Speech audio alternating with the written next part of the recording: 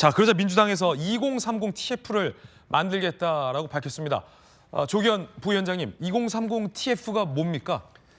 그러니까 뭐 최근에 나오는 여론조사가 그 일시적 현상 내지 보수의 가표집, 특히 뭐 20대 뭐 여론조사도 표집상의 문제, 이렇게 보기 어려운 근본적인 어떤 여론상의 문제가 있다는 거는 사실은 이미 알고 있었던 거죠. 왜냐하면 뭐 22대 총선에서도 전체적으로 분석해 보면 20대에서 남성 지지율은 아마 국민의힘이 그때도 전체적으로 높았을 겁니다.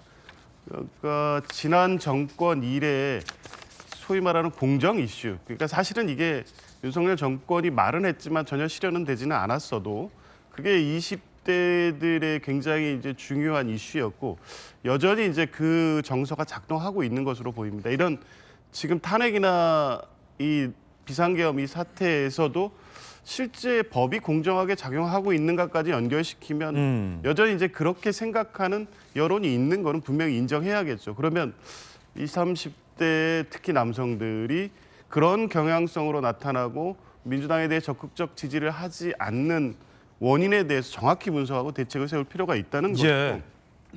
그게 예를 들면 단순히 카톡 검열 논란 같이 하나의 어떤 요인만 작동해서 일시적으로 나타나는 여론의 어떤 동향이냐, 그렇게 보기 어려운 근본적인 문제가 있다고. 근본적인 문제를 찾아보자. 그렇죠. 그래서 이제 뭐 조기 대선이 현실화될 경우에는 20, 30대에 대해서 민주당이 그리려는 어떤 미래가 어떤 것인지, 만들려는 정권이 어떤 것인지에 대한 어떤 비전을 좀 확실하게 보여주고, 즉 이런 부분을 미리미리 준비해야 된다. 이 자꾸 여론조사에만 분석하고 뭐 어떤 경향적으로 안도하고 이 부분에 대해서 적당히 다른 요인들이 있으니까 시간이 지나고 상황이 바뀌면 또 여론도 바뀔 것이라는 정도의 안일함으로 대처할 만한 상황은 아니라는 문제의식이 있는 것 같고요. 민주당 내 2030 TF를 만드는 것은 상당히 좀 긍정적인 요인으로 보이는군요, 그러면.